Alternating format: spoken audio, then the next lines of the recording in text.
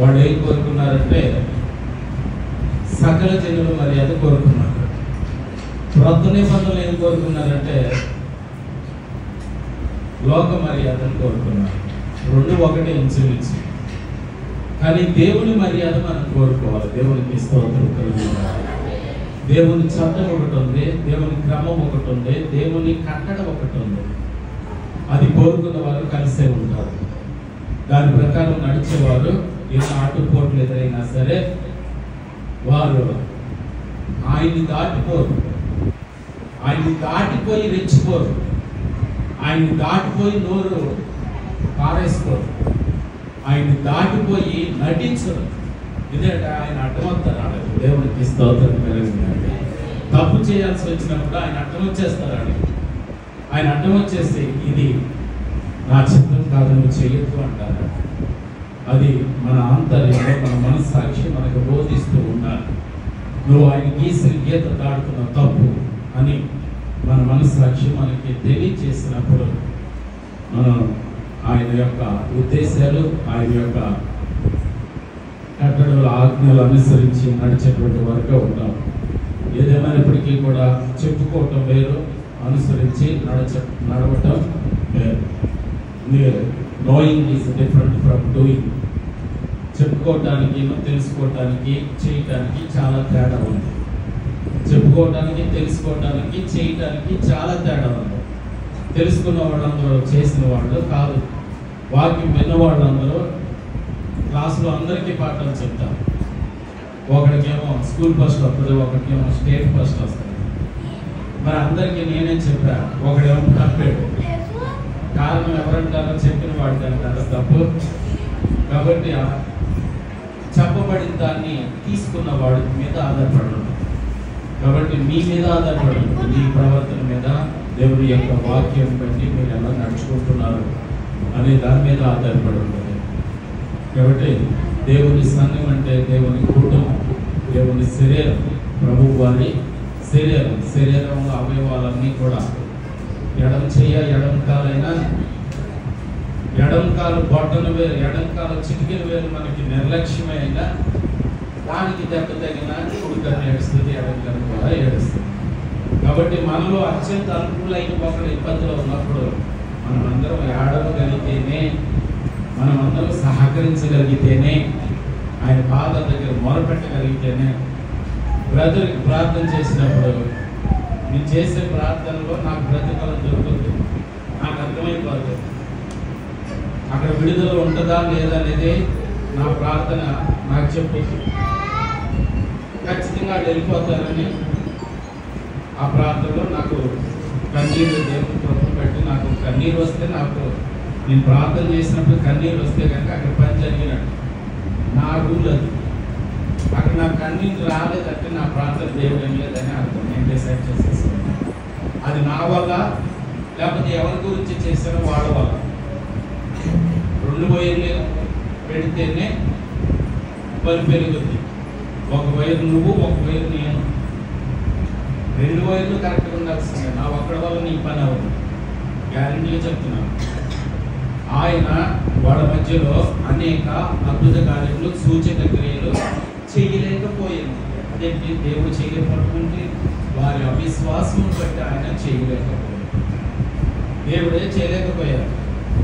కాబట్టి నీవు నేను ఒకే మనసు కలిగి ఉండి, ఒకే నిర్ణయంతో, ఒకే విశ్వాసంతో ప్రార్థిస్తే ఏ అంశం మీద నేను ప్రార్థన చేసినా దానికి ప్రతిఫలం నీకు అనుగ్రహించబడుతుంది. లేకపోతే నా ఒక్కడి వల్ల అదంతా అబద్ధం. ఎవడన్నా నా వల్ల అయిందని పాస్టర్ అని చెప్పాడంటే అది పాస్టర్ కానే కాదు. అసలు ఈ మైక్ ఏర్పడుతున్నది దీనివల్ల ఏర్పడుతుందా? ఇది ఉపయోగపడుతుంది అంతే. దీని ద్వారా వస్తుందే తప్ప అసలు కరెంటే లేదనుకోండి. దీనివల్ల ఏంటి? కాబట్టి దీనికి మించింది ఏంటంటే కరెంట్ అనేది ఒకటి ఉంది. అది అసలైంది. అది లేకపోతే ఏమీ లేవు. కాబట్టి దేవుడు అనేవాడు, దేవుడి శక్తి అనేది ఒకటి ఉంటే నీ పోగొట్టం, నా పోగొట్టం, కానీ వాడుకుని మనం బతకగలుగుతాం. కాబట్టి మనం అందరం ఆధారపడవలసింది ఏంటంటే దేవుని మీద మాత్రమే, దేవుడి శక్తి మీద మాత్రమే ఆధారపడాలి. ఇది బాగా చేస్తుంది కదా, ఇది తెచ్చుకోకూడదు, నేనే ఇస్తున్నాను కదా అని ఇది రెచ్చిపోకూడదు. ఇవన్నీ ఏంటంటే వీటి ద్వారా పనిచేస్తాం. దేవుడు వీటి ద్వారా పనిచేస్తున్నారా అంతే తప్ప ఇవే దేవుడు కాదు, ఇవే కరెంట్ కాదు. కరెంటు వీటి ద్వారా పనిచేస్తుంది అంతే. నీ ద్వారా దేవుడు భూమి మీద పనిచేయాలి అంతే. నీ వైర్ లాగా ఉండాలి, నీ మైండ్ లాగా ఉండాలి. లోకానికి నీ ద్వారా దేవుడు పనిచేయాలి. దేవుడికి స్తోత్రం కలుగుతుంది. కాబట్టి అలా ఒక వాహకము అంటారు దాన్ని. అక్కడి నుంచి ఇక్కడికి తేవటానికి, దేవుడిని పరలోకం నుంచి భూలోకానికి దింపడానికి నువ్వు ఉపయోగపడాలి. నీ ప్రార్థన ఉపయోగపడాలి. మధ్యవర్తిగా ఉండాలి అంతే. నువ్వే ఆయనకు కాదు. దేవుడికి స్తోత్రం కలుగుతుంది. అలా మరెవరు కూడా నేను నాకేం చెప్పారని అనిపించిందంటే ఖచ్చితంగా ఈ రోజు సాయంత్రం కానీ రేపు ఉదయం కానీ వెళ్ళిపోతారని అనిపించింది. నాకు ఫోన్ రాదు అసలు. కానీ మీరు వెళ్ళే వరకు మీరు నమ్మినా నమ్మకపోయినా నన్ను మీరు పిలుచుకున్నారనో లేకపోతే నేను మిమ్మల్ని ఏర్పాటు చేసుకున్నానని నేను ఎప్పుడు నమ్మను. నా జీవితంలో ఏది జరిగినా ప్రభువు చిత్తమే నమ్ముతాను. ఏది జరిగినా సరే నన్ను ఇక్కడి నుంచి పంపించేసిన ప్రభు చిత్తమైన సంతోషిస్తా, ఇక్కడ తీసుకొచ్చిన ప్రభు చిత్తమైన సంతోషిస్తా. అదే నిజమైనటువంటి ఆరాధన. మరణం తినిపించినప్పుడు దేవుడు ఆశీర్వదించడానికి రెచ్చిపోకూడదు. కచరణం తినిపించినప్పుడు దేవుడు శపించాడని దేవుడిని నిందించకూడదు. దేవుడు ఏమై ఉన్నారో, దేవుని గుణం ఏమై ఉందో దాన్ని బట్టి దేవుడిని ఆరాధించాలి.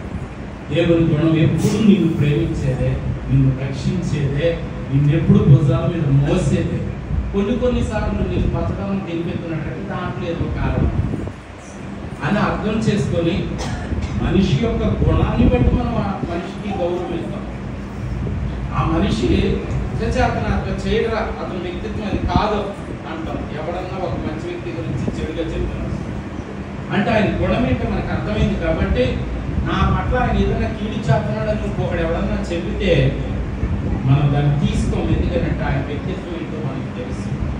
అలాగే దేవుని వ్యక్తిత్వం ఏంటో, దేవుని గుణం ఏంటో, దేవుని ప్రేమ ఏంటో, దేవుని ఏర్పాటు ఏంటో నీకు అర్థమైపోతే దేవుడు ఏం చేసినా సంతోషిస్తాడు. దేవునికి స్తోత్రం. ఎందుకంటే దేవుడు ఎప్పుడు కీడు చేయడు కాబట్టి.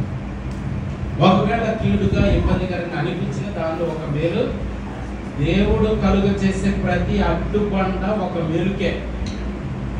నిన్న ఇప్పుడు చదివి ఒక వస్తువు తోటకూర పొంగని అమ్ముకుంటూ ఒక ఆయన ఒక ముసలావిడి నెత్తి మీద పెట్టుకుని పొద్దున్నే వెళ్తున్నాడు.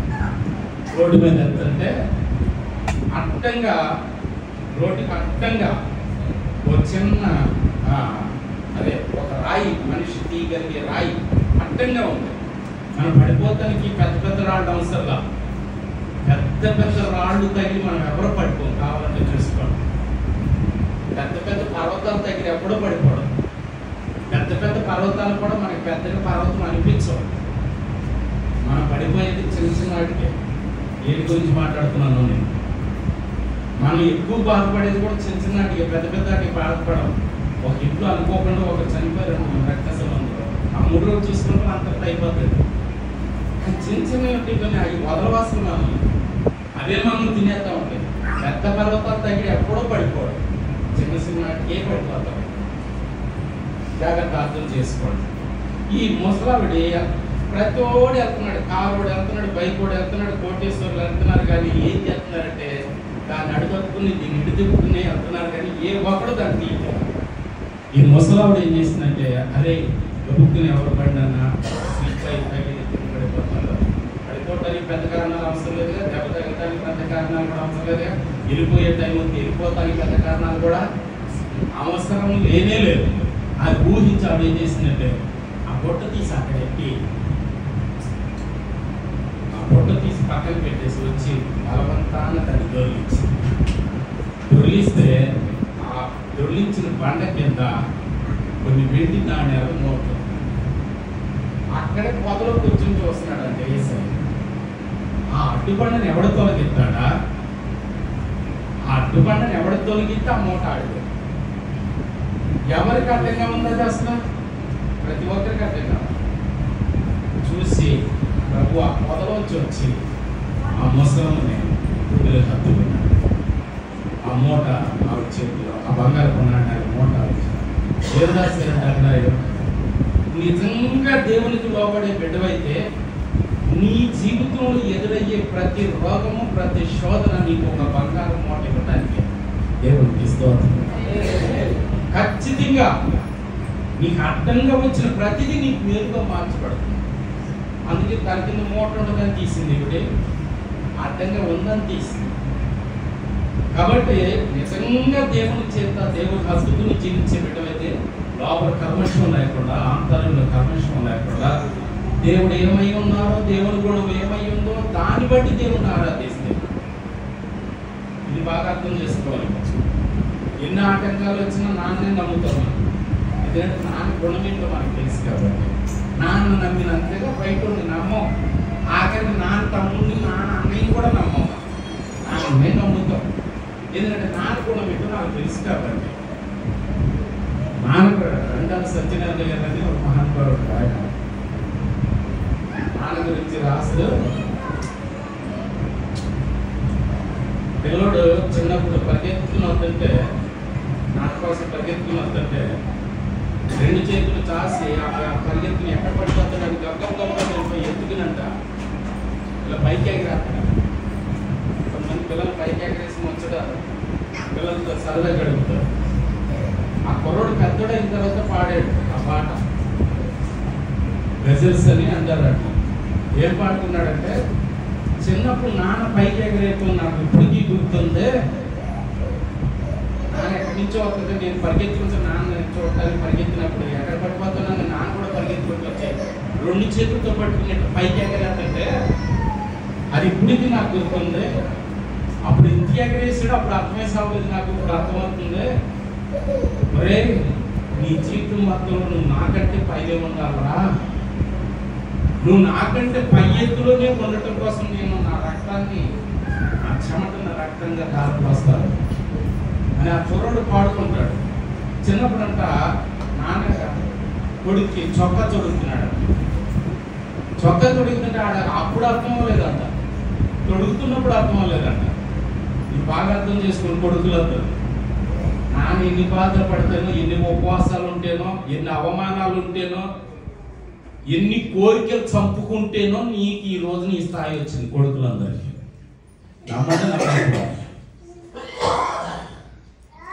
ఏ పొద్దున సాయంత్రం వరకు కష్టపడి వచ్చేస్తున్నప్పుడు 150 రూపాయలకి దమ్ బిర్యానీ పెట్టుంటే ఆ ఉన్న జేబులో ఉన్న 500-600 చూసి వెళ్దామని గుమ్మం దాకెళ్ళి ఆ 150 పెడితే చిన్నోడికి చెప్పులు వస్తాయి కదా అని అనుకొచ్చేసి నాన్న ఉన్నారు. తన కోరికలు చంపేసుకుని, తన ఆశలు చంపేసుకుని బాగా అర్థం చేసుకోండి. ఈరోజు నన్ను నాన్న మించేసి మీరు పెద్ద చెట్లు అయిపోయారేమో. విత్తనం నాన్న నుంచి వచ్చినటువంటి పిల్లకలు. అటువంటి నాన్నంట నిజంగా నువ్వు ప్రేమించేవాడు అయితే నాన్న వెళ్ళిపోయిన తర్వాత కూడా నీ రూపంలో నాన్న బ్రతికే ఉండాలంట. నీ రూపంలో నాన్న ఇంకా బ్రతికే ఉండాలి అంటే దాని అర్థం ఏంటంటే నాన్న ఎంత శ్రమ పడ్డాడో అది నీ ఆంతర్యంలో దృష్టిలో పెట్టుకోవాలి. ఇందుకే నేను ఏ నాన్న గురించి చెప్పానంటే ఆ నాన్న గురించి కూడా చెప్పాను. దేవునికి స్తోత్రం. ఆ తండ్రి గురించి చెప్పాను. తని కుమారుడుగా దిగొచ్చి ఇక్కడ ఈ నాన్న ఈ కొడుకుల మధ్య ప్రేమ బంధాలు ఉంటాయి, కానీ ఆ తండ్రి ఉన్నాడు చూసారా, కొడుకుగా మారిపోయి నేను ప్రేమించకపోయినా, నేను పట్టించుకోకపోయినా, నేను ఆయన వైపు తిరగకపోయినా, నన్ను అడగకుండా నేను నా తరపున ప్రాణం పెట్టి, నా తరపున శిక్ష భరించి, నా తరపున మరణ శిక్ష భరించి, నా తరపున తండ్రి అయినటువంటి దేవునికి నా తరపున ఫైన్ కట్టాడు. ఏమన్నా బైబిల్లో క్రయధనం అంటే అర్థం ఏంటి? నన్ను ఎవడో కొనేసుకున్నాడు, సైతం కొనేసుకున్నాను, కానీ ఆయన డబ్బు చెల్లించి మళ్ళీ దాని దగ్గర నుంచి ఏం చెల్లించాడు? డబ్బు అయినా తన రక్తాన్ని క్రయధనముగా నా తరపున చెల్లించి మళ్ళీ కొనుక్కున్నాడు ఆయన. అందుకే బాగా అర్థం చేసుకుంటే మనం క్రీస్తుకి బానిస్తాం. దేవుడికి స్తోత్రం. అంతే కదా. మరి కొనుక్కున్న వాళ్ళు ఏమవుతారు? యజమానులు అవుతారు. కొనుక్కున్న వాడికి కొనబడింది ఏమవుద్ది? పాలేర్లు అవుతారు. అంతే, బానిసలు అవుతారు. ఎటువంటి బానిసలో తెలుసా? కొంతమంది ఇళ్ళలో పనిచేస్తారు, 40, 50, 60 సంవత్సరాలు పనిచేస్తారు. వాళ్ళ పిల్లల పెళ్లిళ్ళన్నీ ఆడే చేస్తారు. ఏ మాటగా మాట ఒప్పుకోవాలి. చౌదరీస్ కానీ కొంచెం ఉన్నత కులస్తులు వాళ్ళ ఇళ్లలో పనిచేస్తున్నటువంటి వాళ్ళకి కావాల్సినవన్నీ వాళ్ళే చూస్తారు, ఏ టు జెడ్ వాళ్ళే చేసి పెడతారు. అటువంటి యజమానుని వదిలి ఒక్క క్షణం కూడా వాళ్ళు ఉండలేరు. వాళ్ళ దగ్గర వాళ్ళు అసలు పాలేరుగా పనిచేస్తున్నాం అన్న సంగతి వాళ్ళకి గుర్తుండదు.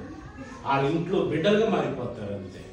కొంతమంది అయితే మీకు కొన్ని చోట్ల నేను చూస్తాను, వాళ్ళు ఇతర దేశానికి వెళ్ళిపోతున్నప్పుడు వాళ్ళ ఆస్తులన్నీ కూడా 7 ఏళ్లలో 50 సంవత్సరాలు 30 సంవత్సరాలు పనిచేసిన వాళ్ళ పేరు మీద రాసిపోయారు.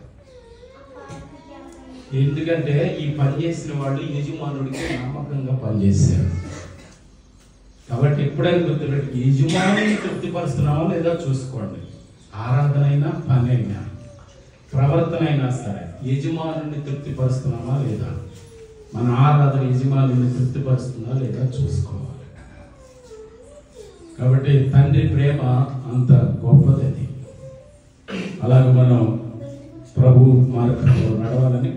అది ఇంతకీ ప్రస్తావన తెలిసి చెప్పారంటే, నేను మీరు బయటకు వచ్చే వరకు కూడా మీ విషయంలో ఆయన బలిపీఠం దగ్గర విజ్ఞాపన చేస్తూనే ఉంటాను. నాకు ఇంకా ఫోన్ రాలేదంటే మీరు రాలేదని అర్థం. ఏంటి నిన్న ప్రార్థనలో మీరు వాడు పంపించేస్తానన్నా, నువ్వు నాకు ఇంకా ఫోన్ రాలేదంటే నేనే ఫోన్ చేశాను కదా. అప్పుడు ఇంటికి వచ్చేసామయ్యా. మరి నువ్వు వచ్చేసినప్పుడు నేను ఖచ్చితంగా ఆయన బలిపీఠం దగ్గర నుంచి దేవునికి కృతజ్ఞతాస్తుతులు చెల్లించి నా విజ్ఞాపన నుంచి నేను లేగాక. కాబట్టి దయచేసి అర్థం చేసుకోండి, సేవకుడు అంటే మీ తరఫున ప్రభు పాదాల దగ్గర విజ్ఞాపన చేసేవాడే సేవకుడు. ఈ ఒక్కరోజే కాదు, ఎప్పుడు. ఎందుకంటే నీవు ఏ మందనైతే కాయిచున్నావో ఆ మంద విషయమై నువ్వు దేవునికి లెక్క చెప్పవలసి ఉన్నదే. ఈ ఒక్కరోజు గురించే కాదు, మీ దగ్గరికి వచ్చి 4 తీయటి మాటలు చెప్పి వెళ్ళిపోయాడు సేవకుడు ఎప్పటికీ కానే కాదు. నా కుటుంబం, నా సంఘం ఆయన దగ్గర పాదాల మీద పడినప్పుడు సంఘంలో ఎవరెవరైతే ఇబ్బందులు ఉన్నారో, ఎవరెవరైతే నలిగిపోతున్నారో వాళ్ళందరినీ ఆయన పాదాల దగ్గర పెట్టేవాడే సేవకుడు. దేవునికి స్తోత్రం కలుగుతుంది. కాబట్టి నిజాయితీగా విశ్వాసంతో, బ్రదర్ విశ్వాసంతో ఉన్నారు, నేను విశ్వాసంతో ప్రార్థన చేశాను, దేవుడు కార్యం సఫలీకృతం చేశారు. కాబట్టి మీరు బాగుండాలి, నేను బాగుండాలి, అప్పుడు దేవుడు సంతోషిస్తారు. దేవునికి మహిమ కలుగును గాక. దైవ సందేశంలోకి మనం ఏదైనా సబ్జెక్ట్ తీసుకుని మాట్లాడుకోవాలి. మరి ఆల్రెడీ 10 అయిపోయింది. ప్రభు చిత్రమైతే నెక్స్ట్ వీక్ మాట్లాడతాం. మరి టైం ఎక్కువైపోయింది కాబట్టి పెద్ద మాట్లాడతానికి దేవుడు సిద్ధపరిచారు. కాబట్టి ఒక 10 నిమిషాల ఒక పావు గంట. సరే, దేవునికి స్తోత్రం కలుగును గాక. మాట్లాడతారు ఎవరు కూడా. Thank you. మనం తీసుకున్న సబ్జెక్ట్ ఏంటంటే గతంలో గుడారపు సేవాక్రమం. గుడారం అంటే ఈ శరీరం అని చెప్పాను. కొరింథీ సంఘానికి రాసినటువంటి 2వ పత్రిక 5వ అధ్యాయం 1వ వచనం ప్రకారం. అలాగే దేవాలయం అంటే కూడా మన శరీరమే. దేవునికి స్తోత్రం కలుగును గాక. ఈ సత్యాలు పరిశుద్ధ గ్రంథంలో కొన్ని మర్మాలు దేవుడు కొన్ని వస్తువుల ద్వారా, కొన్ని ప్రదేశాల ద్వారా, కొంతమంది వ్యక్తుల ద్వారా దేవుని ఉద్దేశం మనకు తెలియచేయడానికి దేవుడు కొన్ని వస్తువుల్ని, కొన్ని ప్రదేశాలని, కొన్ని స్థలాలని ఏర్పాటు చేయడం జరిగింది.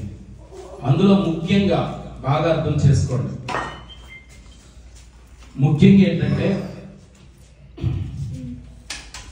ఆరాధన క్రమం, బిడ్డల యొక్క ఆరాధన క్రమం, దేవుని ఎలా ఆరాధించాలి అనేటువంటి క్రమాన్ని మోషేకి దేవాది దేవుడు స్వయంగా ఒక స్ట్రక్చర్, దాన్ని ఏమంటారంటే ఒక గ్రాఫ్ గీసి ఇచ్చారు. అదే పరలోకపు నమూనా, అదే ప్రత్యక్షపు గుడారం. ఆ గుడారాన్ని తీసుకొచ్చి, అంటే మీరు పరలోకం ఎలా ఉంటుందో, పరలోకం అంటే ఒకే స్థలం కాదు, అలా గుర్తు చేస్తున్నాను. పరలోకంలో కూడా స్థాయిలు ఉన్నాయి. పరలోకంలో కూడా స్థాయి లేకపోతే ఇక్కడ గుర్రము గాడిద ఒకటి అయిపోతుంది అక్కడికి వెళ్ళిన తర్వాత. కానీ గుర్తుపెట్టుకుని అక్కడ కూడా స్థాయిలు ఉన్నాయి. అందుకే అక్కడ పోర్చు చెప్పింది 21వ అధ్యాయంలో 19వ అధ్యాయంలో బైబిల్ తీయద్దు, ప్రకటన గ్రంథం 19వ అధ్యాయంలో క్లియర్గా చెప్పారు ప్రభు. వివాహ మహోత్సవ సమయంలో అందరూ కూడా పెళ్లి మండపం మీదకి ఎక్కడ ఉన్నారు ఆయన. ఆ పెళ్లి చేసుకునేటువంటి ఇరుపక్షాలు బిడ్డలకు సంబంధించిన దగ్గర బంధువులు మాత్రమే ఎక్కుతారు అక్కడికి. అంటే దాని అర్థం ఏంటంటే ఈ లోకంలో ఆయనకి ఎంత దగ్గరగా బతికారో వాళ్ళు మాత్రమే ఆయన ఆ అతి పరిశుద్ధ స్థలంతో ఆయనతో కలిసి కూర్చుంటారు. ఆ దానికంటే తక్కువ స్థాయిలో ఉన్నవాళ్ళు వాళ్ళు ఆవరణంలో పరిశుద్ధ స్థలంలో కూర్చుంటారు. దానికంటే తక్కువ స్థాయిలో ఉన్నవాళ్ళు ఆవరణంలో ఉంటారు. దానికంటే తక్కువ స్థాయిలో ఉన్నారు అగ్ని ఆరదు పురుగు చావు ఆ స్థాయిలో ఉంటారు. అందరికీ ఒకే స్థితి లేదు పరలోకంలో.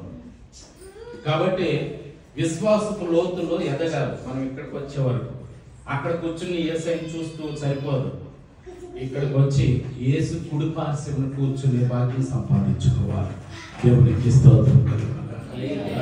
కాబట్టి మన విశ్వాసం, మన ఆరాధన, మన నడవడిక, మన జీవన విధానం, మన ప్రవర్తన, మన ఆలోచన విధానం ఎలా ఉండాలంటే, మన లక్ష్యం అంతా కూడా అంతరంగంలో ఎలా ఉండాలంటే అతి పరిశుద్ధ స్థలంలో మన్నాడు క్రీస్తుని పూజించగలిగే మన్నాన్ని చూసిన వాళ్ళు ఉంటారు, మన్నా గురించి విన్నవాళ్ళు ఉంటారు, మన్నాన్ని తినేవాళ్ళు కూడా ఉంటారు. యేసుని గురించి విన్నవాళ్ళు ఉంటారు, యేసుని తెలుసుకున్న వాళ్ళు ఉంటారు, యేసుని అనుభవించిన వాళ్ళు ఉంటారు, యేసుని ధరించుకున్న వాళ్ళు ఉంటారు, యేసులో ఉన్నవాళ్ళు ఉంటారు. దేవునికి స్తోత్రం. కాబట్టి బాగా అర్థం చేసుకోండి. మన్నా గురించి తెలుసుకోవటం వేరు, మన్నాని చూడటం వేరు, మన్నాని తినటం వేరు. మన్నా గురించి తెలుసుకున్న వాళ్ళు ఆవరణంలో ఉంటారు, మన్నాని చూసిన వాళ్ళు పరిశుద్ధ స్థలంలో ఉంటారు. మన్నాని తనితేర భుజించిన వాళ్ళు, మన్నాన్ని భుజించారంటే ఏంటి? మన్నాన్ని అనుభవించారు. అంటే నువ్వు తినేసిన అన్నాన్ని మళ్ళీ తిరిగి ఇచ్చే నాకు, నువ్వు తినేసిన అన్నాన్ని నీలో జీర్ణం అయిపోయిన తర్వాత అది గ్లూకోజ్ గా రక్తంగా మారిపోయిన తర్వాత మరోసారి అన్నంగా మార్చలేవే కదా నువ్వు.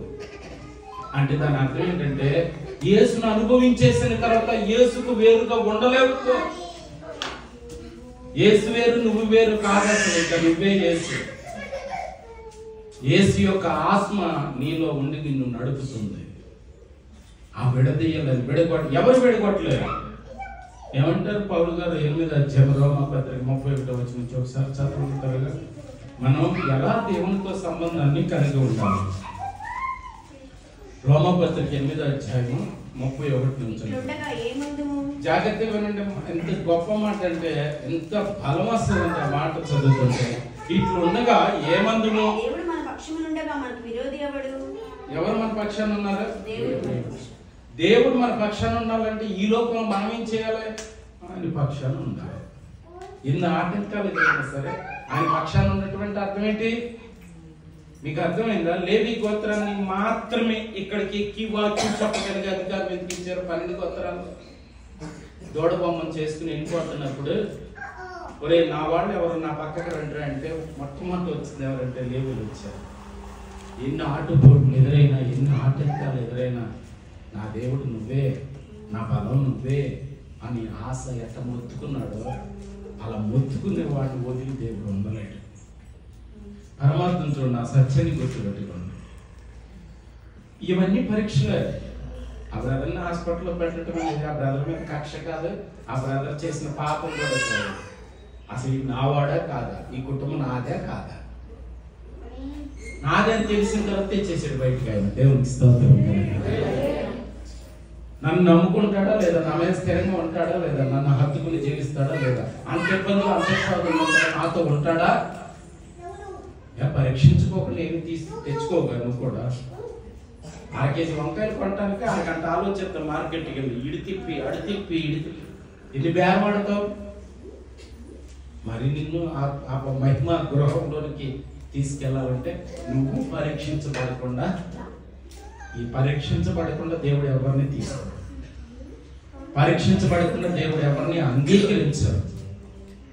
అక్కడ చూడండి ఏమంటున్నారు, చదవండి. మనందరి కొరకు ఆయన అప్పగించిన వాడు ఆయనతో పాటు పాటు సమస్తము మనకి ఎందుకు అనుగ్రహింపడు? ఈ మాట ఏమర్థం అవుతుంది మీకు? నువ్వు అడగకోకుండానే తన కొడుకుని ఇచ్చేసినోడు నువ్వు అడిగితే ఇవ్వడా నీకు? అడిగితే ఇచ్చాడు ఏసయ్య నీకు? నువ్వు అడిగితే ఇచ్చాడా ఏసయ్య నీకు? నీకు తెలియదు, కానీ నీకు తెలియకోకుండానే నువ్వు బయటపడిపోయావు మరణ శిక్ష నుంచి. అందుకే మరల గుర్తు చేస్తున్నా, మన అందరి మీద మర్డర్ కేసు ఉంది. ఏ మర్డర్ కేసు తెలుసా? యేసును చంపిన మర్డర్ కేసు మన అందరి మీద ఉంది. ఎప్పుడు ఇంకా కేసు రాలా, జడ్జిమెంట్కి రాలా. ఎప్పుడు వస్తుందంటే ఆయన న్యాయపీఠ ఎదుట నిలబడినప్పుడు, తండ్రి అయినటువంటి దేవుడు కొలిపార్శ్వమున మన ఉత్తరవాదిగా యేసు ప్రభు నిలబడినప్పుడు ఆ తీర్పు దినం అనేటువంటిది ఒకటి ఉన్నది. గొప్పవారేమి, కొద్దివారేమి, అల్పులేమి, అధికులేమి, ధనులేమి, భేదలేమి అందరూ వారి ఎదుట నిలబడాల్సిన రోజు ఉంటుంది.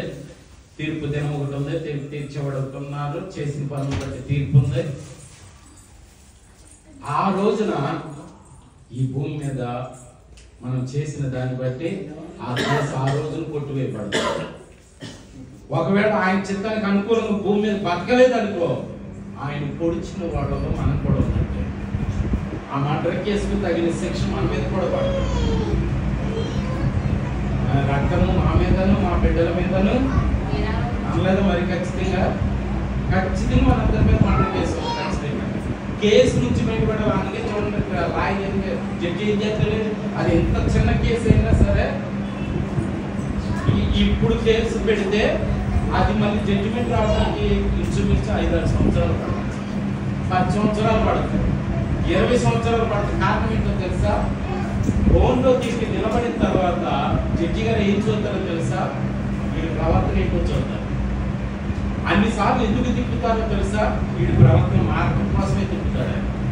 సరి చేసుకోవడం కోసమే తిప్పు. నువ్వు సరి చేసుకున్నావు, ఫోన్లో సరిగ్గా నిలబడ్డావు, జడ్జికి నచ్చావు, న్యాయాధిపతికి నచ్చావు, నువ్వు ఈ తప్పును కూడా ఒప్పుగా కొట్టేసి కేసు కొట్టేసి పంపిస్తారు. అంతే. రేపొద్దున అదే జరుగుతా. మన అందరి మీద ఆ కేసు ఉంది. యేసుని చంపిన కేసు మన కుటుంబాల మీద ఉంది. కాబట్టి ఇక్కడ మన ప్రవర్తన సరి చేసుకోవాలి. ఎందుకంటే న్యాయాధిపతి చూస్తున్నాడు, మన ప్రవర్తన అబ్జర్వ్ చేస్తున్నాడు. కాబట్టి దానికి అనుకూలంగా దేవుడికి న్యాయాధిపతికి నచ్చే రీతిలో మనం ప్రవర్తించాలి. ఏమంటున్నారు ఆయన? నువ్వు అడగకోకుండానే నా కొడుకు నీకు ఇచ్చాను కదా, నువ్వు అడిగితే నీకేమి ఇవ్వకుండా ఉంటాను నేను? సమస్తము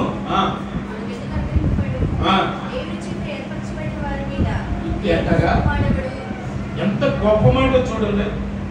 దేవుని చేత నువ్వు దేవుడిని ఏర్పాటు చేసుకున్నావు, దేవుడు నిన్ను ఏర్పాటు చేసుకున్నాడా? బాగా అర్థం చేసుకోవాలి.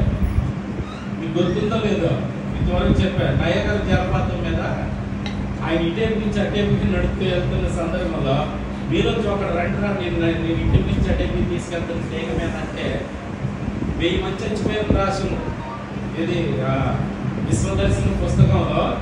ఆయన ఇటేపు నుంచి అటేపు నయగర జలపాతంకి ఇల్లు 150 అడుగుల పైన ఎత్తున 2 పర్వతాల మధ్యలోంచి బాగా నీళ్లు పడతా ఉన్నాయి. అసలు నాలుగైతే ఆ నీళ్లు అంత ఉరవడితో పడతా ఉంటుంది, ఫ్యామిలీ దిగుతుంది. కొన్ని ఫోబియాలు ఉంటాయి. పొగలోకి వెళ్ళినా భయం, జనాల్లోకి వెళ్ళినా భయం, ఆగా నీళ్లు ఉరవడిగా వస్తున్నా భయం, అంటే కొన్ని భయాలు ఉంటాయి. ఆ పైన అతను ఇటేపు నుంచి అటేపుకి తీగ మీద, సన్నటి తీగ మీద గడపడుకుని ఇటేపు నుంచి అటేపుకి వెళ్ళిపోతున్నాడు. అప్పుడు బాగానే చూశారు. రెండోసారి ఏం చేశాడంటే, ఒకరిని భుజం మీద వేసుకుని నేను ఇటేపు నుంచి అటేపుకి వెళ్తానన్నాడు. దెబ్బతో ఎటువంటి అంతే ఆగిపోయారు. నువ్వు వెళ్ళిపోతావు ఖచ్చితంగా అన్నారు, కానీ నేను వెళ్ళిపోతానని బాగానే చెప్తున్నారు. కానీ అయితే ఒక రండి మీలోంచి ఎత్తుకుని అటేపుకి వెళ్తానన్నాడు. ఎవడొస్తాడు? ఎప్పుడు రాలా. ఆఖరికి ఒక బొడ్డోడు చెయ్యొద్దాడు, నేను వస్తానని. ఎక్కడో అక్కడ తిడుతున్నారు. ఎందుకంటే పిల్లడు కదా తెలియదు అంటున్నాడు. అది ఎప్పుడు మాట్లాడుకోకుండా వెళ్ళిపోయాడు. వెళ్ళిపోతే ఎత్తుకున్నాడు, ఇటేపు నుంచి అటేపుకి వెళ్ళిపోయాడు తీగ మీద. అసలు పడితే ఇంకా శవం కూడా దొరకదే. వీడితో పాటు ఆ బొడ్డోడు కూడా పోతాడు, వీడు తెలియకి వెళ్ళాడు అనుకున్నాడు. దిగొచ్చిన తర్వాత మీడియా అంతా పరిగెత్తుకొచ్చి బొడ్డోడు దగ్గర పైకి వెళ్ళింది. ఒరే నీకు ఇంత భరోసా ఎట్లా వచ్చిందిరా, నీకు ఇంత ధైర్యం ఎట్లా వచ్చిందిరా అంటే, ఎత్తుకున్నవాడు మా నాన్న అన్నాడు. ఎత్తుకున్నవాడు మా నాన్న రా, మా నాన్న నన్ను వదలడు, మా నాన్న నన్ను పడేయడు, నా భరోసా మా నాన్నే. కాబట్టి దేవునితో ఆ సంబంధం కలిగి ఉన్నవాడంటే సింహాల పోనైనా సంతోషమే, అగ్నిగుండమైనా ఏసీనే. దేవునికి స్తోత్రం. ఎందుకంటే ఆయన అక్కడ ఉంటాడు. కాబట్టి ఆ సత్యాన్ని మనం గ్రహించాలి. దేవుని చేత నువ్వు ఏర్పాటు చేయబడ్డావా, దేవుని నువ్వు ఏర్పాటు చేసుకున్నావా? నా చేయి నువ్వు పట్టుకున్నావా, నీ చేయి నాన్న పట్టుకున్నాడా? నా చేయి నువ్వు పట్టుకుంటే నువ్వు సరే నీ జ్ఞానం కలిగి ఉంటే ఏం చేయాలంటే నాన్న నువ్వే పట్టుకొని బతిమాలుకోవాలి. నాన్న నువ్వే పట్టుకో, లేకపోతే ఇంకో రంగుల ప్రపంచం మీద నాకు కనపడదు గప్పుకుని వదిలేసి నాతో పాటు నడిచేస్తున్నప్పుడు కొన్ని కనపడుతుంది మనకి. అప్పుడు ఏమనిపిస్తుందంటే నాన్న చెయ్యి వదిలేసి నా బతుకు నేను బతుకుతాను నాన్న నాకు ఇచ్చి అని వెళ్ళిపోతాడు. ఎందుకులా మరి అదే నాన్నే పట్టుకుని ఉంటే వదలడు నాన్న. ఎందుకంటే నాన్న భవిష్యత్తు తెలుసు, కొడుకు ఏం తెలుస్తుందంటే వర్తమానమే తెలుస్తుంది. నాన్నకి త్రికాలజ్ఞుడు నాన్న, భవిష్యత్తు తర్వాత ఏం జరుగుతుందో కూడా నాన్నకి తెలుసు. అందుకే నాన్న మాట వినాలి. దేవునికి స్తోత్రం. ఈ నాన్న మాట వినాలి, ఆ నాన్న మాట కూడా వినాలి. నాన్న మాట ఇంకా వాగడు. గుర్తుందా రెహబాము ఎంత ఎవరి మాట వినాలి? అయ్యా మీ నాన్న అయితే మా మీద వేసుకుని ట్యాక్సీలన్నీ వేసాడు, మమ్మల్ని నాన్న యాత్ర పెట్టాడు, బాబా నువ్వన్నా కొద్దిగా తగ్గించాడంటే రెహబాము అన్నాడు, సరే 4 రోజులు టైం ఇవ్వకుండే మీరు చెప్పినట్టే చేద్దాం. 4 రోజులు టైం ఇచ్చిన తర్వాత పెద్దలందరూ ఒక సలహా చెప్పారు. ఆ సలహా ఏంటంటే ఇది ఎవరి దగ్గరికి వెళ్ళాడు? క్లబ్బుల్లోను పబ్బుల్లోను ఈ పనికి మంది బ్యాచ్ ఉంటుంది చూసారా, వాళ్ళ దగ్గరికి వెళ్ళాడు. వాళ్ళు చెప్పింది విన్నాడు. మా నాన్న బెత్తంతో పట్టించాడు కానీ నేను కొరడాలతో పట్టిస్తాను అన్నాడు. దేవుడు ఏం చేశాడు? ఎక్కడికి వచ్చాడో అక్కడికి వచ్చాడు. వాళ్ళ నాన్న బెత్తంతో పట్టించాడంటే నేను కొరడాలతో పట్టిస్తాను అన్నాడు. దేవుడు ఏం చేశాడంటే ఇన్ని ముళ్ళ మీద నడిపించాడు. ఏమర్థం చేసుకున్నారంటే పెద్దల మాట ఖచ్చితంగా వినాల్సిందే, తండ్రి మాట వినాల్సిందే. మీరేమీ చెప్పలేదు సార్, లేకపోతే దాని ప్రతిఫలం మనం చేతులు కాలిన తర్వాత పట్టుకోవడం వల్ల ఉపయోగమేమి లేదు. ఇక్కడ గమనించండి, నేను ఎందుకు ఆ ప్రస్తావన తెచ్చానంటే దేవుణ్ణి నువ్వు ఏర్పాటు చేసుకున్నావా? దేవుడిని నువ్వు ఏర్పాటు చేసుకోవడం చాలా తేలిక, కానీ దేవుడు నిన్ను ఏర్పాటు చేసుకోవడం చాలా కష్టం. పరీక్షించుకోకుండా నిన్ను ఏర్పాటు చేసుకో. వచ్చి ఆయన చచ్చిన యాయిని కుమార్తెను లేపారు, కాడి మీద ముట్టుకుని యాయిని కుమార్తెను లేపేశారు. మరి 4 రోజులు అయిపోయి కుళ్ళిపోయినటువంటి బాడీని తీసి మూత తీసి గాలి బయటికి రట్టి నోరు మూసుకొని బయటకు వచ్చేసాడు ఆయన. మర్మాలు చూడండి. ఇన్ని చేసిన ఈ అద్భుత రక్షకుడిని చూసి ఆ యోదయ, ఆ సమరయ, ఆ ఇశ్రాయేలు దేశంలో గొట్లు వచ్చి పడిపోయారు ఆయన కాళ్ళ మీద. గొట్లు వచ్చి పడిపోతే ఆయన అన్నారు, ఆగండి మీరందరూ నా మీద ప్రేమతో రాకుండా మీరందరూ అసలు నా వాడు కానే కాదు. యోహాను సువార్త 2వ అధ్యాయం 22-23 మీరందరూ నా వాడు కాదు. మీరు నేను ఏదో చేస్తే నన్ను ప్రేమించుతున్నారు. మీరు ఏదో చేస్తే బాగా ఆలోచించండి. ఏదో చేస్తే ప్రేమించడం మహాపాపం. ఏదో నీకు చేస్తే ప్రేమించడం మహాపాపం. నువ్వేమీ చెయ్యకపోయినా ప్రేమించాడు ఆయన. ఆయన కొరకు నువ్వేమీ చెయ్యకపోయినా ప్రేమించాడు ఆయన. ఏదో చేస్తే ప్రేమిస్తే మనం ఫంక్షన్ పెడతాం. ఎందుకు పెడతాం ఫంక్షన్లో? బిడ్డ మెచ్యూర్ అయితే ఫంక్షన్ పెడతాం. ఎందుకు పెడతాం అని అడిగితే ఏం చెప్తారు కదా, నేను చాలా మంది పెట్టున్నానయ్యా. ఫంక్షన్ పెడితే ఇది ఒక వ్యాపారం. నేను పెట్టాను కాబట్టి పెట్టియండి. నేను అరకాసు బంగారు వాళ్ళ అమ్మాయి మెచ్యూర్ అయితే ఇప్పుడు అరకాసు మరి ఇప్పుడు ఏమవ్వాలి? 10 సంవత్సరాలు ఇది కాసు అవ్వాలి, లక్ష్మి కాసు రావాలి. ఏదో పెడితే మరి ఏదో ఆశిస్తే అది వ్యాపారం అవుతుంది తప్ప అది పవిత్ర సంబంధం ఎంత మాత్రము కానీ. ఆయన నువ్వేమీ పెట్టకపోయినా సరే మానవాకారం ధరించుకుని నీ నిమిత్తం భూమి మీదకి వచ్చి ప్రాణం పెట్టాడు. మరి నువ్వే పెడుతున్నావు, మనం ఏం పెట్టమని ఆయనకి అడ్డంగా ఉన్నది తీసుకోమన్నాడు అంతే. అదే ఆయన కోరుకున్నారు. కాబట్టి చదవండి ఒక్కసారి.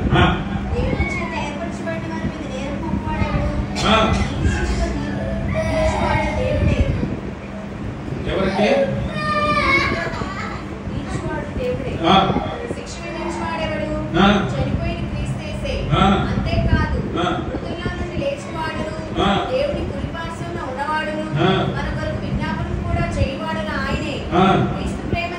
ఇక్కడ నుంచి బాగా వినండి. అంటే దూరం చేసేవాడు ఎవడు ఈ భూమి మీద? ఎవరు దూరం చేయలేదు. ఎందుకంటే అంత గట్టిగా ఆయన నిండు పట్టుకున్నాడు. దేవుడు తీసుకుపోతున్నాడు. ఎందుకంటే నువ్వు ఆయనకి అంత ఇష్టం. ఆయనకి ఇష్టం అవ్వాలి. ఇష్టమైతే అసలు కష్టం అనిపిస్తుందా? విలాపవాక్యంలో 3వ అధ్యాయం ఉంటుంది. మీ ఆయన నీకు ఇష్టమైన, మీ ఆయనకి నువ్వు ఇష్టమైన, మీ సంసారంలో అసలు కష్టమేముండదంట. మీ సంసారంలో అసలు కష్టం ఉండదంట. అసలు కష్టాలన్నీ డబ్బుల వల్ల రావు, ఇష్టాలు లేకపోవడం వల్ల వస్తాయి. ఒకరి మీద ఒకరికి సరైన ఇష్టాలు లేకపోవడం వల్ల వస్తాయి. అదే విలాపవాక్యం 3వ అధ్యాయం అంటాడు, నువ్వు మోసే కుటుంబం అనే కాడి మీ ఆయన నీకు ఇష్టమైతే, నువ్వు మీ ఆయనకి ఇష్టమైతే ఆ బరువు అసలు నీకు బరువే అనిపించదు అని రాసిన. గట్టిగా స్తోత్రం చెప్పండి. ఇష్టమైతే కష్టం అనిపించదు, ఇష్టమైతే బరువు అనిపించదు. ఏదైనా సరే మీ ట్రక్ ఆటో నిండా బరువు ఉంటే ఆటో చాలా స్మూత్గా వెళ్తుంది. ఖాళీ ఆటోలో కూర్చుని చూడు ఒకసారి. ఖాళీ ఆటోలో ఒకడు కూర్చుని ఆటో నడిపించండి, ఎన్ని కుదుపులు ఉంటాయో, ఎన్నో ఆటో పోట్లు ఎగిరెగిరి పడిపోతూ ఉంటాయి. అదే బరువు ఉంటే చాలా నెమ్మదిగా, చాలా ప్రశాంతంగా, ఏ కుదుపు లేక. మన భాషలో మీరే చెప్తారు, అన్నీ ఉన్న ఇస్తరాలు లేకపోతే క్లాస్ ఎట్టాలి, లేకపోతే ఎదుగుతుంది. కాబట్టి ఎదుగుతుందంటే ప్రమాదం అనే అర్థం. దేవునికి స్తోత్రం. బాగా అర్థం చేసుకున్న ఆయన ప్రేమ అంత గొప్పది. ఆయన ప్రేమ నుండి ఎడపబాకు వారు ఎవరు? ఎంత శ్రమైనా సరే ఆయన ప్రేమ నిన్ను వదిలి ఉండదు. శ్రమైనను,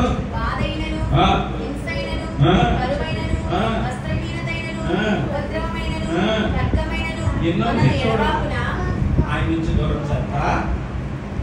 అవి ఏమన్నా నిన్ను లాగేస్తాయి ఆయన నుంచి. ఎందుకంటే ఒకవేళ నేను పట్టుకుంటే ఇవన్నీ లాగేస్తాయి, ఆయన పట్టుకుంటే మాత్రం ఇవన్నీ నిన్ను లాగవు ఆయన నుంచి. ఇవన్నీ మానవ జీవితంలో ఇవన్నీ ఉంటాయి. బాధ, ఉపద్రవం అంట. ఉపద్రవం అంటే అయిపోద్ది. ఇక్కడ దాకా ముందుకు, ఇక్కడ దాకా ముందు ఉపద్రవం ఇంకా అయిపోయింది నా జీవితం. కానీ బైబిల్ అంటుంది, దేవుడు అంటున్నాడు, ఆయన వచ్చి నిన్ను దూరం ఇవేమీ చేయలేవు.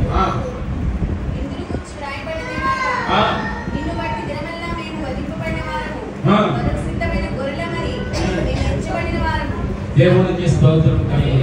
ఇవన్నీ ఎప్పుడు జరుగుతాయి అంటే ఆయన పాదాల దగ్గర మనం నిత్యము కూడా ఆ బతుకు తేపడని గొర్రె పిల్లలాగా ఆయన పాదాల దగ్గర మౌనంగా కనిపెట్టుకుని ఉండేవాడిని ఆయన వదిలి ఉండలేడు.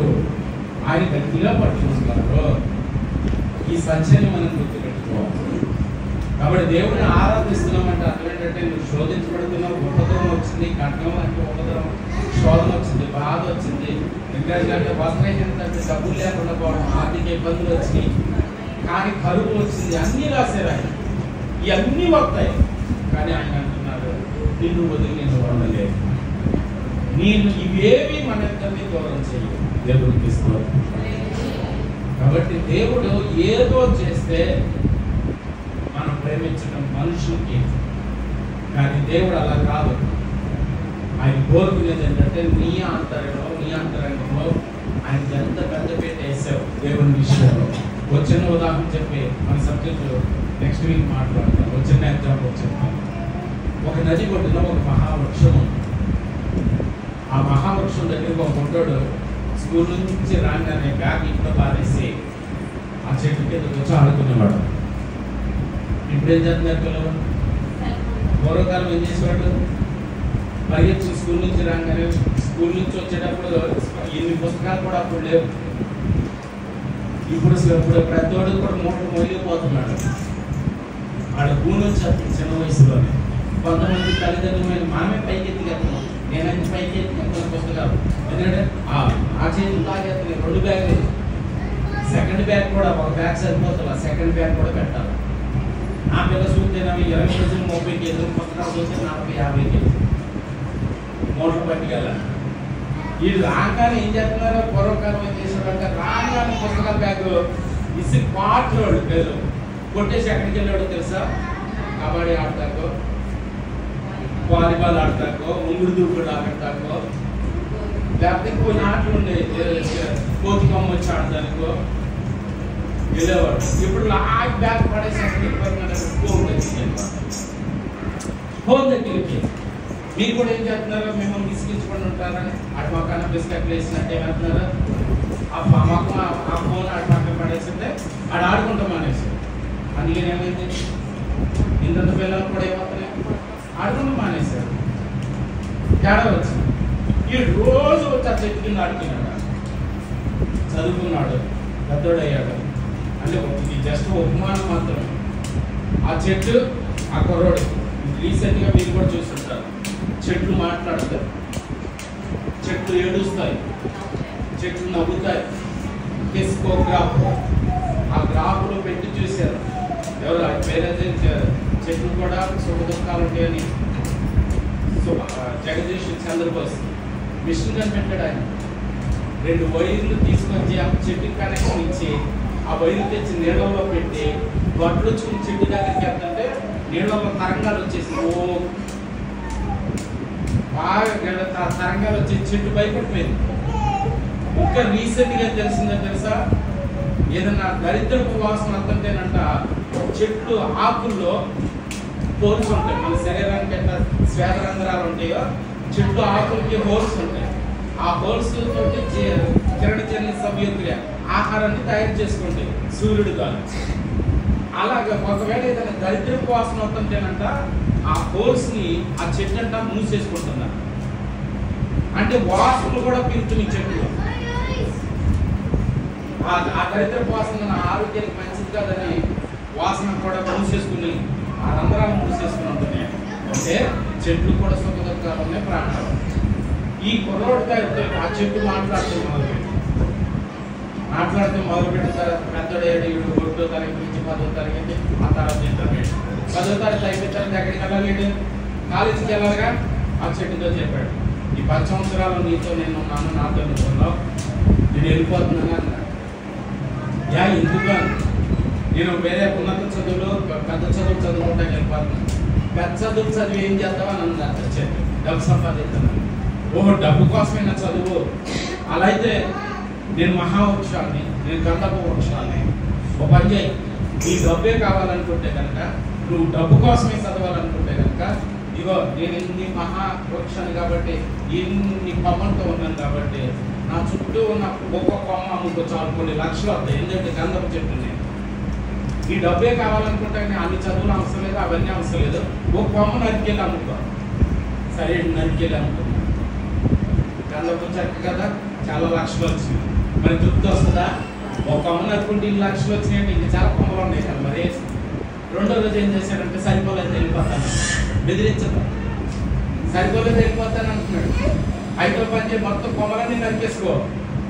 మొత్తం కొమ్మలన్నీ నరికిచ్చేసి నరుకుతుంటే ఎలా ఉంటుందో చాలాసార్లు మనం చెప్పుకుంటూ తేలికే. కానీ ఒకసారి ఏది అనాలోచితంగా చేయకండి, ప్రతిదీ లెక్కలో పడుతుంది. అక్కడ మనోడు పడుకొని మాట్లాడుతూ ఒక కత్తి తీసుకెళ్ళి కొబ్బరి చెట్టు కింద పడతారు. కొట్టంగానే చూడండి దానిలోంచి ఒక ద్రవం కారుతాం. లేదా ఎంత ఊరికినా మనకి సంబంధం లేకపోయినా చేతులు కత్తుంటే ఒక కొమ్మని పట్టుకొని నరికేస్తారు. మళ్ళీ అతికించి బతికించుదాన్ని. అందుకే నేను మళ్ళా చెప్తున్నాను, ధర్మశాస్త్రంలో ఏమని రాస్తుంది? నరహత్య చేయొద్దని ఉంది.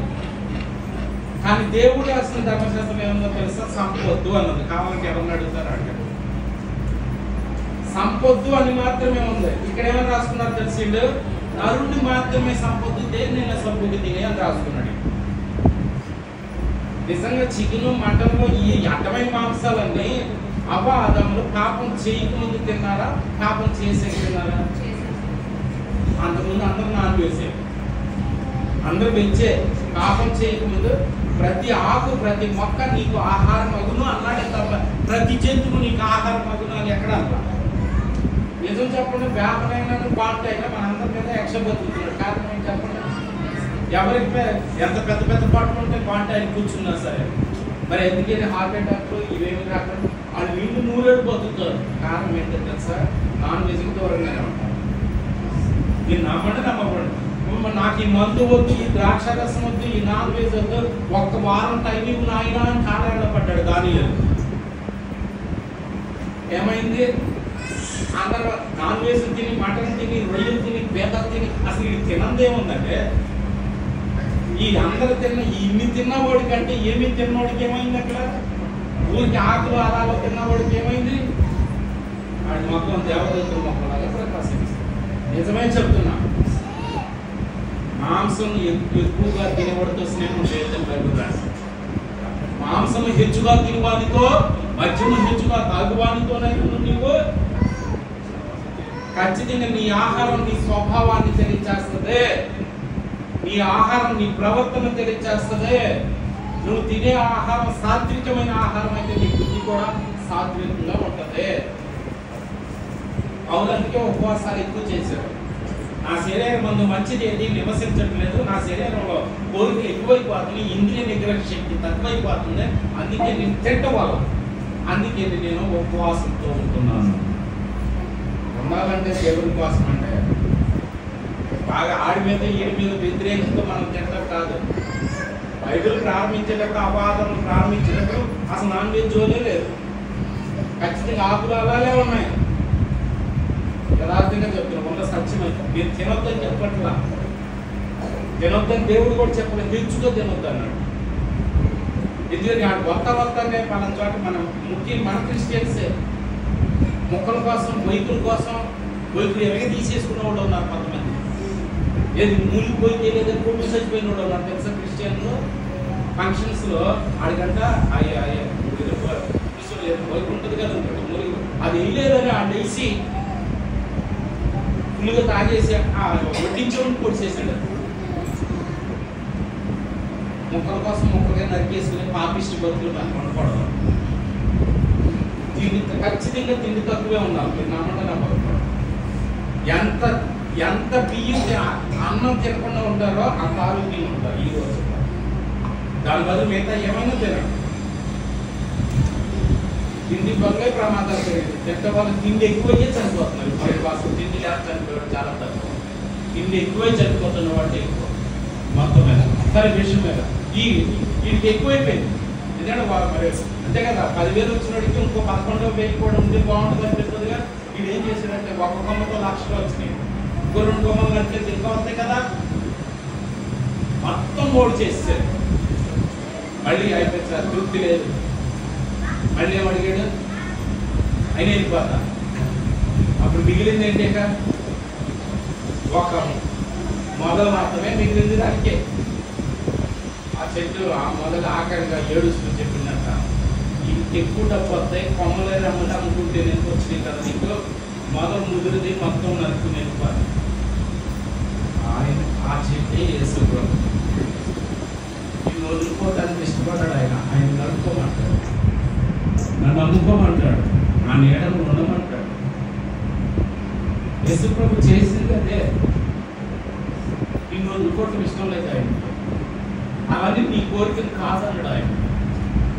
నీ కోరికను తీర్చడం కోసం తను ఏమైనా చేస్తాడు. ఆయన వదిలి ఉండలేని దేవుడు. అందుకే యోహాను ఆ పేరు రాసి ప్రభుకి ఆ పేరు పెట్టారు. దేవుని వరపుచ్చుకు యోహాను ఆయన అంటాడు. మొదటి యోహాను పత్రిక 4:8, మొదటి యోహాను పత్రిక 4:16 2 చోట్ల రాశారు. ఒరిజినల్ గ్రీక్ భాషలో ఏమంటే దేవుడు నిన్ను ఎంత ప్రేమిస్తున్నాడు అంటే అసలు నువ్వేం చేసినా సరే నిన్ను వదిలి ఉండలేదు దేవుడు. ఆయనకి వ్యతిరేకంగా ఏం చేసినా సరే నిన్ను ప్రేమించకుండా ఉండలేని దేవుడు. ఆయన నీ కోసం ఏమైనా ఇచ్చేసే దేవుడు, ఏమీ ఆశించకుండా ఇచ్చేసే దేవుడు, నీ నుంచి ఏమీ ఆశించకుండా ఇచ్చేసే దేవుడు. ఆయన తనను తాను రిక్తునిగా మమ్మల్ని నరికేసుకుంది, మొదలు నరికేసుకుంది. తాను రిక్తునిగా ఏమీ లేనివాడుగా అయిపోయాడు. నీ నిమిత్తం అన్నీ ఉన్నవాడుగా నువ్వు ఉండాలని దేవునికి స్తోత్రం కదా. నీ పరువు నీ మర్యాద కాపాడటం కోసం, నీ ఆత్మ గౌరవాన్ని కాపాడటం కోసం సిలువలో ఆత్మ గౌరవాన్ని పరువు పాగొట్టు ముందు ఉంచుకుని చంపదెబ్బలు కొట్టించుకుని ఏడాపడంతో కళ్ళకి గంటలు పెట్టి కొంచెం రెప్పలు ముక్కల మీద కొట్టి శర్పలు లాగైతే అన్ని అవమానాలు.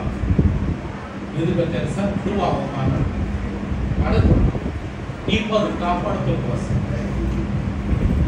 ఈ ప్రేమ అర్థం అవ్వకపోతే స్థిరంగా ఉండలేము మనం. ఈ ప్రేమ అర్థం అవ్వకపోతే దేవుళ్ళు స్థిరంగా మనం ఉండలేము. ఈ సత్యాన్ని మీరు అందరూ అర్థం చేసుకోండి.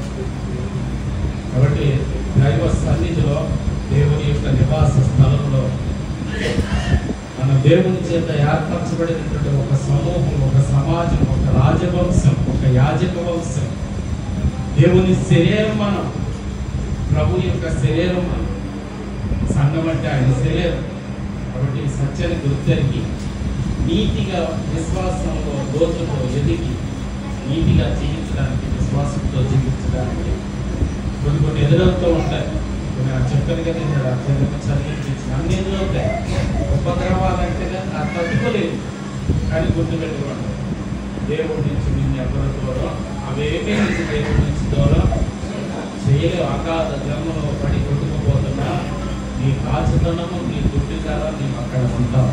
నేను ఏ అపాయానికి ఆ స్థాయికి నువ్వు వచ్చేసావంటే నువ్వు మన్నా గురించి విన్నదానివి, మన్నా గురించి చూసిన వాడు కాదు, మన్నాని తిన్నవాడు. దేవునికి ఇస్తాడు. అది యేసులోకి బాప్తిసం పొందిన మీరందరూ యేసుని ధరించుకొని ఉన్నారు. యేసుని చూడటానికి, యేసు గురించి వినటానికి మీరు రాలా. యేసులోకి బాప్తిసం పొందిన మీరందరూ యేసుని ధరించుకొని ఉన్నారు. వీటిలోకి బాప్తిసం పొందిన వారందరూ యేసుని గురించి విన్నారు, యేసుని గురించి చూశారు. కానీ యేసులో బాప్తిసం పొందిన వారు యేసునే ధరించుకున్నారు. రోమాపత్రిక 6 క్లియర్గా చదవండి. ఎంత గొప్ప మాటలు ఉన్నాయంటే అంత గొప్ప మాటలు. కాబట్టి గుంపులో పడి కొట్టుకుపోవద్దు. దయచేసి గుంపులో వచ్చి బయటకు రండి. చక్కగా ఇందులో ఏముందో దాని ప్రకారం నడవండి, మనోధైర్యాన్ని కలిగి ఉండండి. రోగాలు కూడా ఏమీ చేయదు, ప్రార్థన చేయండి. నిబ్బరం కలిగి ధైర్యం కలిగి ఉండండి. చక్కగా కుటుంబ జీవితాల్లో అరమరికలు లేకుండా చేసుకోండి, పంతాలు పట్టింపులు లేకుండా చేసుకోండి. ఇవ్వడానికి ఇష్టపడండి. దేవునికి స్తోత్రం కలుగునుగా. ఏంటిది? ఇవ్వటానికి ఇష్టపడండి. ఏంటిది? ఈ కాదు, వీటి కొన్ని ఆజ్ఞలు ఉన్నాయి, అది వేరే విషయం. ఈ కాదు ఇవ్వటానికి ఇష్టం. వీటి కంటే విలువైతే ఒకటి ఉంది.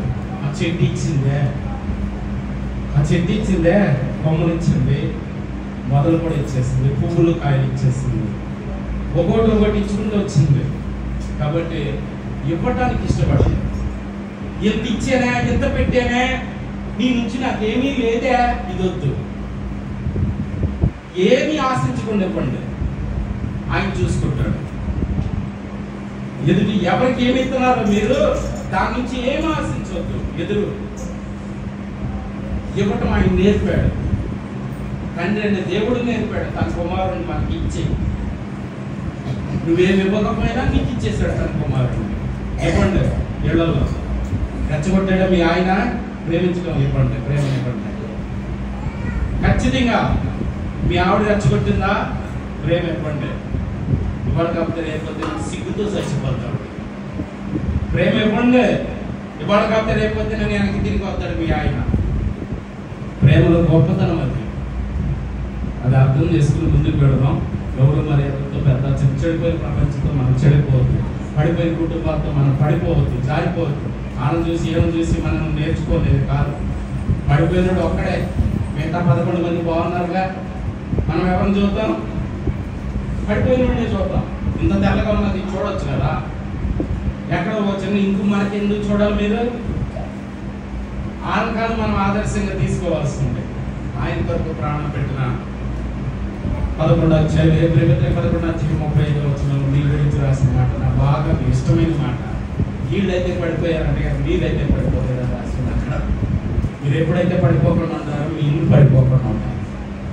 స్త్రీలైతే మరీ ఎక్కువ, మరీ శ్రేష్టమైందంటే గొప్పదే. మరీ శ్రేష్టమైన పునరుద్ధానములు పొందగోరి వాడు యాతనలోంచి, శ్రమలోంచి, బాధలోంచి, నిందలోంచి, దుఃఖాల్లోంచి బయటకు వస్తానికి ఇష్టపడలేదట. ఎందుకంటే అందులోనే ఉంటేనే శ్రేష్టమైన పునరుద్ధానం దొరుకుతుంది. సంసారమే మోక్షం. మీకు అందులో నమ్మకపోయిన దేవుడికి ఇస్తాను.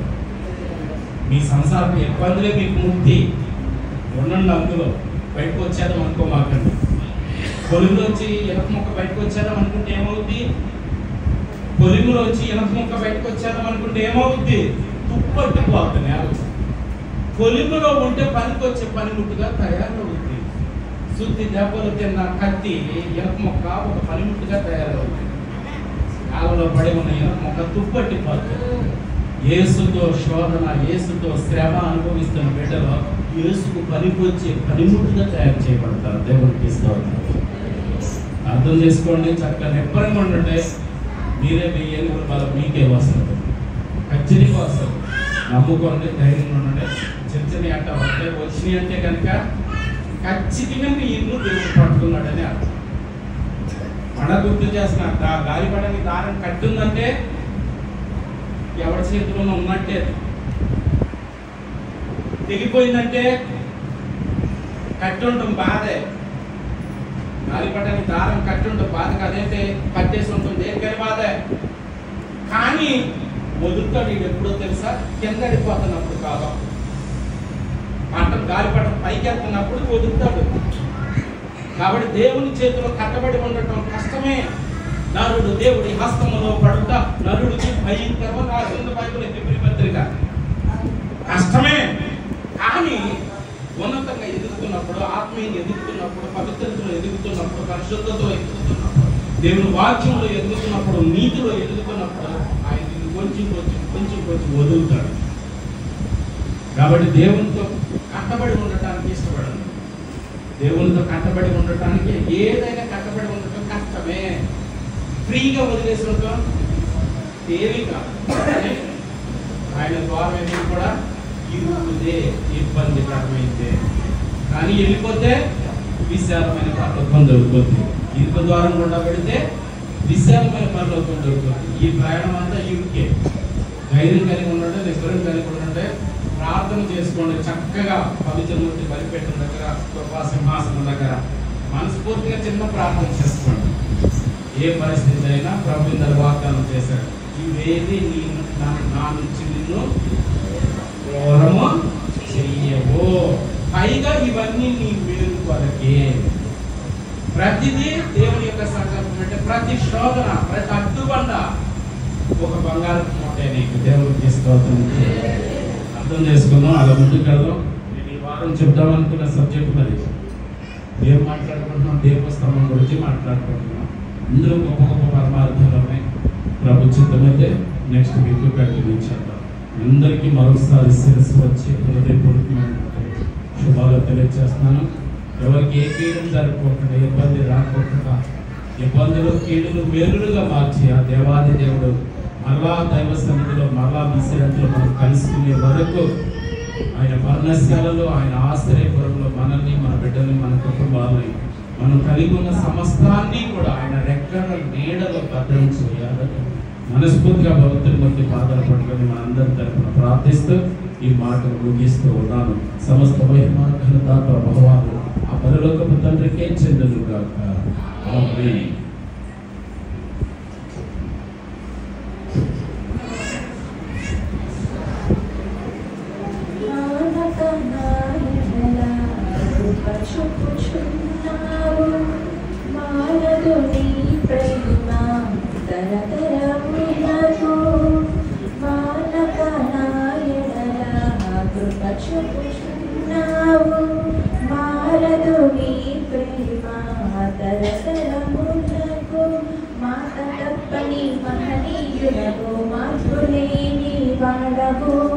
నీవు చెప్పిన మంచి మాటలు నెరవేర్చువాడవు. మాట తప్పని మహనీయుడవు, మార్పులేని వాడవు. నీవు చెప్పిన మంచి మాటలు నెరవేర్చువాడవు. నీ మాటలు జీవపు ఊటలు, నీ కృపలే బలమైన కోటలు. నీ మాటలు జీవపు ఊటలు, నీ కృపలే బలమైన కోటలు.